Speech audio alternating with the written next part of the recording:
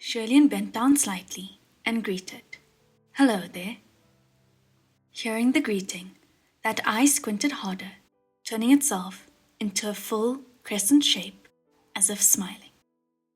The large eye spun left and right, extremely lively, as if it wasn't just a pattern carved onto a scimitar hilt, but a real, live eye born of a human. Hua Chang's lips lifted upward. "Gurgur, it likes you." Shirlian raised his head. "Really?" Hua Chang raised his brow. "Really. If it didn't, it'd be too lazy to even blink open. In fact, there are very few that Erming actually likes." Hearing this, Shirlian felt at peace and said warmly to Erming, "Well, thank you." He then turned to Hua Chang. "I rather like it, too." At his words, that eye blinked madly, and the scimitar started shaking while still hung around Hua Chang's waist. He reprimanded it. "No." "What do you mean, no?" Shirlian asked. "No," Hua Chang reiterated. Ming shook harder, looking desperate to be freed from the scabbard. Shirlian asked curiously, "Are you telling it no?" "Yeah," Hua Chang explained in a serious tone. "It wants you to pet it, but I'm telling it no." Shirlian grinned. "Well, what's wrong with that?" He stretched out a hand. Ming widened its eye, looking at him expectantly. Shirlian was going to pet the eyeball, but thought that it would be like poking the eye and hurting it. So he lowered his hand and stroked lightly along the curve of the hilt. The eye had squinted itself into a full crescent line and quivered even harder, as though it was pleased and enjoying the touch. Shirlian thought it incredibly intriguing the more he stroked the scimitar. Shirlian himself was the type that animals liked. When he'd pet those furry dogs and cats, they'd get comfortable and often throw themselves into his embrace. Who knew that he'd be petting a cold, silver scimitar, that legendary scimitar no less, like he would a puppy? How was this a bloody, cursed blade of misfortune? Shirlian didn't believe it before, but after seeing with his own eyes, he threw away the awful hearsay into the not-believable pile of trash. An evil, bloody ritual would not be able to forge a spirit this clever and cute. The two spent a copious amount of time discussing and critiquing various swords and blades in detail, and Shirlian exited the armory in high spirits after, grabbing hold of Hua Chang's hands to return to Paradise Hall. That boy had also been brought in after being washed up and dressed in clean bandages. Although his face was still wholly covered, he looked new and refreshed. Looking at him anew, the boy was slender and delicate, and should have been a seedling with infinite possibilities. But alas, the him now was one with his shoulders slumped and waist bent, a shriveled form who couldn't meet anyone's eyes. Shirlian couldn't help but feel heartbroken for him. He pulled the boy to sit. The last few words Xiaoying said had the intent of asking me to take care of you, and I technically agreed to do it. But nevertheless, I still have to ask you for your opinion on it. Would you be interested in following me in cultivation from now on? The boy watched him blankly, as if afraid to believe the words he was hearing, that someone was actually willing to take him in and cultivate. He looked hesitant, but also hopeful. Shirlian continued, "I can't say that the conditions at my place are good, but I can still promise you that you won't need to hide any longer, and you won't need to steal food or get beaten." When he spoke, Shirlian didn't notice that next to him, Hua Chang's eyes were narrowed, watching the boy with a cold, judging look. Shirlian continued warmly, "If you can't remember your own name, Then why don't we come up with a new one? The boy thought about it and said, Ying. Shirlian supposed that the name was to commemorate Xiao Ying and nodded. Good, that's a good name. You're from the kingdom of Yong'an, and Yong'an's national surname is Lang. So why don't you use that as your new name and call yourself Lang Ying? The boy finally nodded. Shirlian took that as the boy's acceptance in following after him. The banquet began. It was a small feast that Hua Chang had prepared for Shirlian, but by its setup, it was of a size that could very well host over 10 people. Innumerous women had in their hands a jaded plate, and upon the plates were various kinds of delightful refreshments. Delicate dishes, fresh fruits, and goodies. Their offerings were endless, and their steps were dainty and light as they walked along the sides of the main hall in a line, each presenting their jaded plate as they approached the black, jaded divan. Lang Ying watched but didn't dare to reach out, and it wasn't until Shirlian pushed a few of the plates toward him before he slowly grabbed a few items to eat. Watching him, another scene flashed in Shirlian's mind. It was of another boy whose face was wrapped in bandages. Dirty and unkempt, kneeling on the floor with a plate of offerings, his head bowed low as he stuffed his face in secret. Just then, a sashaying lady in purple silk approached, offering a carafe of wine. Hua Chang reached out and poured Shirlian a glass. Won't you have one? Shirlian had a bunch of things on his mind and wasn't paying attention, so he carelessly accepted the glass and drank. It wasn't until the liquid entered his mouth that he realized it was wine and moved his gaze back. But this turn made him see what was behind Hua Chang's back. The lady who offered the wine winked at him. Shirlian spat on the spot. Good thing he had already swallowed that sip of wine, and nothing came splattering out of his mouth. He only choked, coughing non-stop. Lang Ying took fright and almost dropped the cake in his hand. Shirlian soothed as he coughed. It's nothing. It's nothing. Hua Chang gently patted his back. What's wrong? Is the wine not to your liking? Shirlian hurriedly explained himself. Oh no, it's very good. I just suddenly remembered that my cultivation method forbids alcohol. Oh, Hua Chang said, then this is my fault for not being considerate and making Gerger break his vow. It's not your fault, Shirlian said. I'd just forgotten. Shirlian rubbed his forehead, turned around, and stealthily glimpsed toward the center of the main hall. That lady who offered the wine had her back to him as she sashayed away to the doors, her figure sensual and seductive. Hua Chang was only minding his own business, or was focused on Shirlian completely, and had no eye for those beautiful women, and therefore naturally did not care to see their faces. But the face Shirlian saw was clear and recognizable. That lady who offered the wine was none other than the Wind Master Qing Xuan. The Lord Wind Master had snuck into Paradise Manor disguised as a woman. That wink gave Shirlian quite the shock, and he thought, you best give me more booze to swallow this down.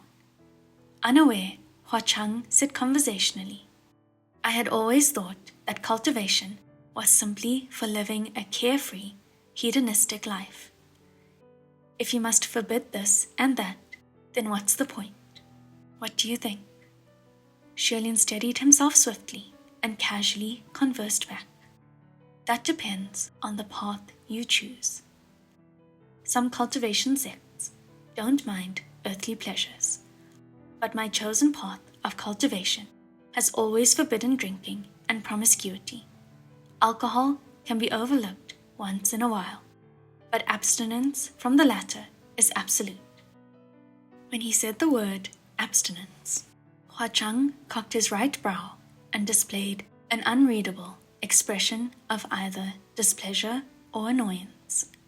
Shirlian continued, "Actually, it also forbids hatred.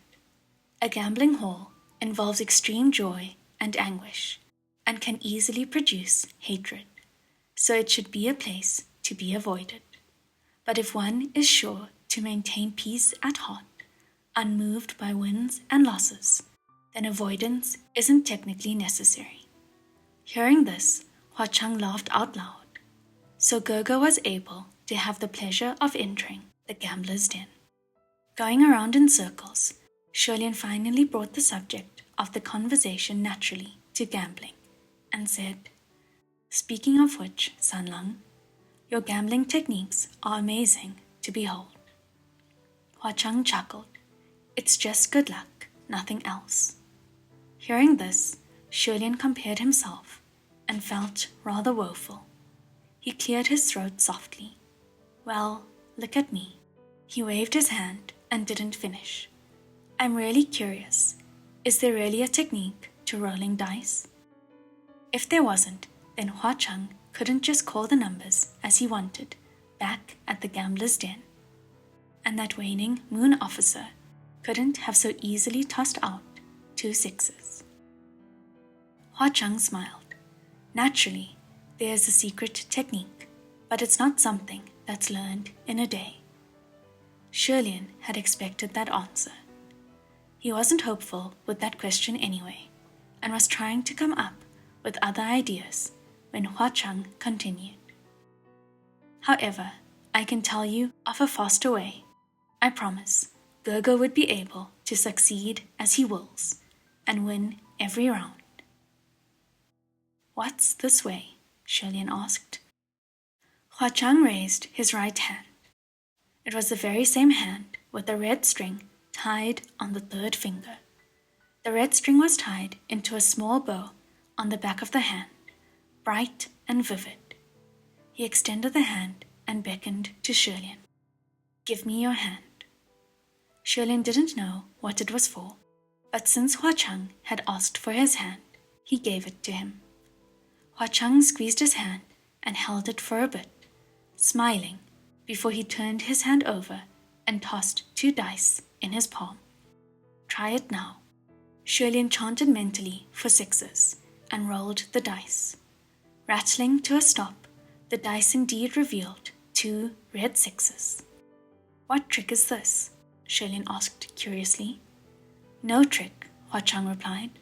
"I've only just lent you some luck." "So luck is like spiritual power and can be borrowed," Shirlian said in wonder. Hua Chang laughed. "Of course.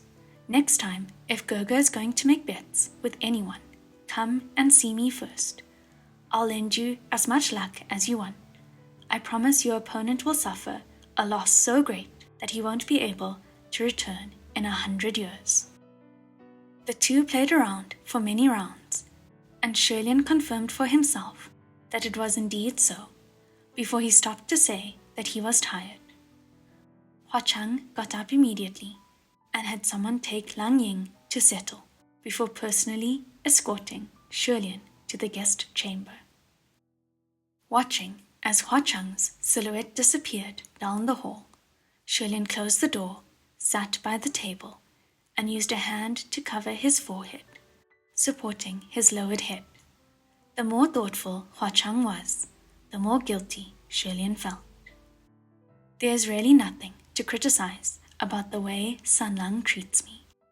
Hopefully, this business has nothing to do with him, and once the truth comes out, I'll explain everything and apologize.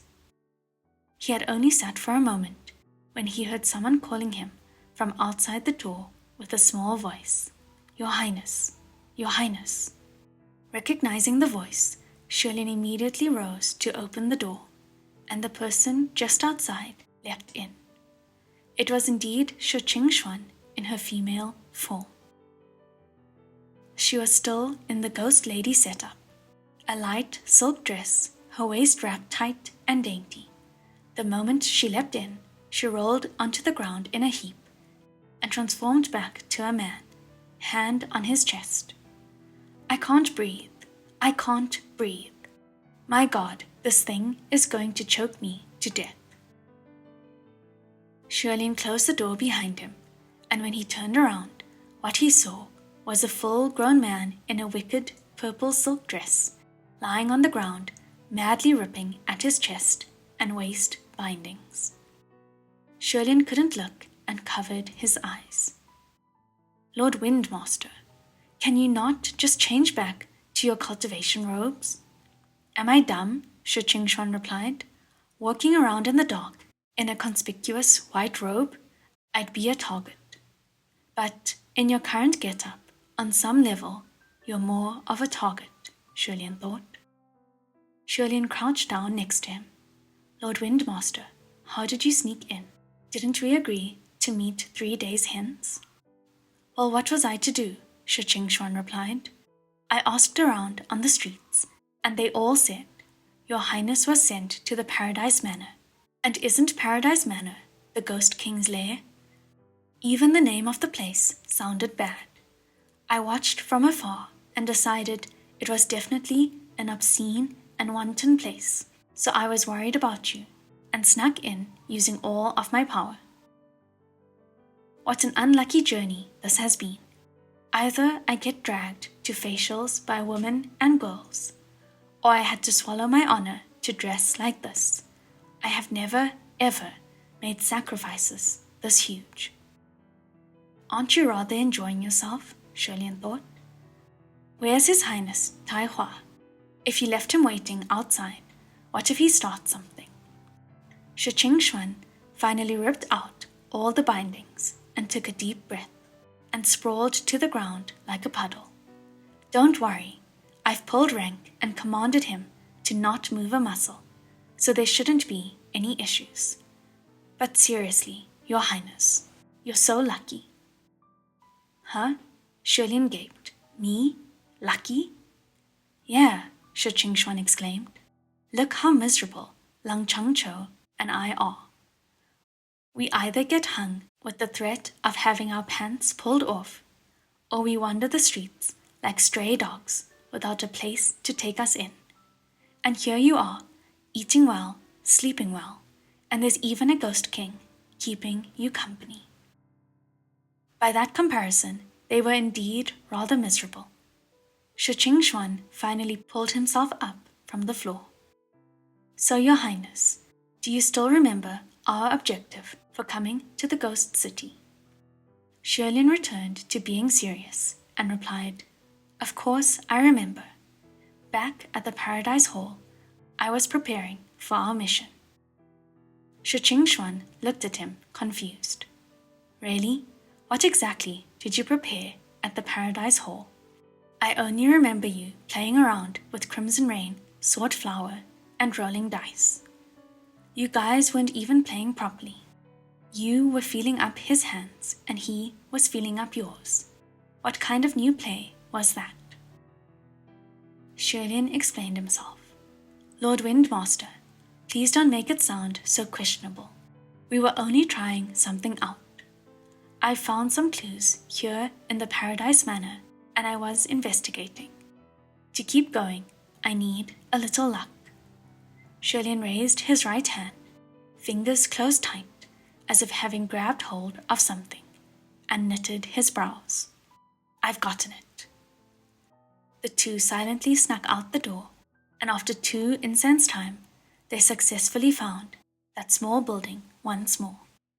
Shirlene approached the woman's statue and took out the 2 dice given to him from before. He paused and took a deep breath before tossing the dice. The 2 little objects rattled before settling, and sure enough, there were 2 red 6s. Shirlene let out a breath of relief, but felt worse remembering that this luck was lent to him earlier at the Paradise Hall by Hua Cheng. Seeing his remorseful expression, Shi Qingshuan patted his shoulders. Since we've come this far, just let it go.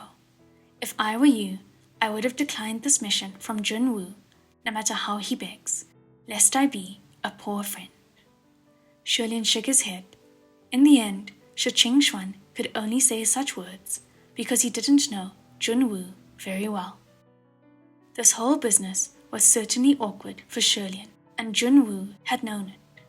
From this understanding of Junwu's character, under the circumstances, he would never have mentioned this, and would have appointed another heavenly official to the mission. But even knowing that this would be awkward for Shilian, Junwu still requested for his assistance, which could only mean one thing.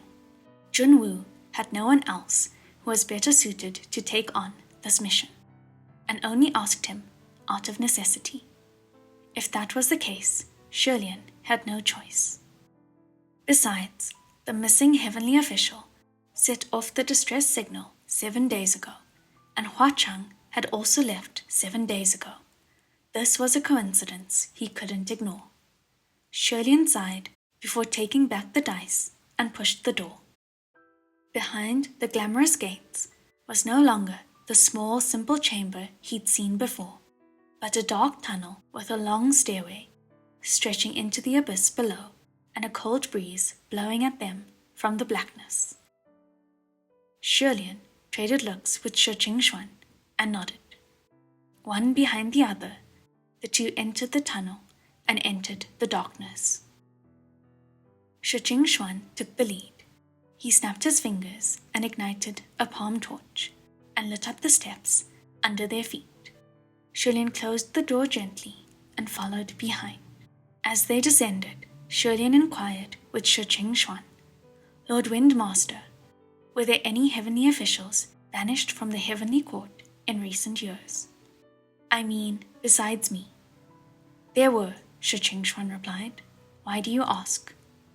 "I saw a cursed shackle on the wrist of that waning moon officer from the ghost city. It could only come from the heavens, right?" Shi Xuan was surprised. "What? A cursed shackle?" "So Crimson Rain Swordflower is using a former heavenly official as his subordinate? What arrogance!" "It can't be arrogance," Shilian responded. "If one no longer belongs to the heavens, then wherever one goes would be their choice. Originally, there really was no need to question his motive, but that officer's been acting suspiciously. It's worrisome, so I wanted to see what the Lord Windmaster's thoughts are on his identity." Shi Xuan gave it some thought and said, "There was indeed a martial god of the West who was banished a few years back, and it caused quite the stir at the time." "Martial god of the West? Wasn't that Chuan Yijin?" Shi Xuan continued, "But I don't think that highness would descend to the ghost realm to become a ghost officer. He came from an established traditional background, and his character wasn't frivolous. If that was the case, then why was he banished?" Shilian was about to continue his inquiry when the two came to flat ground after 60 or so stone steps. Before them was a road about 5 to 6 people wide, going in only one direction, that was shrouded in darkness, with the staircase right behind. On either side were thick, solid walls, so there wasn't any need to debate where to go. Just go forward. Only, after walking along the path for over 200 steps, a stone wall appeared before the two, blocking their path.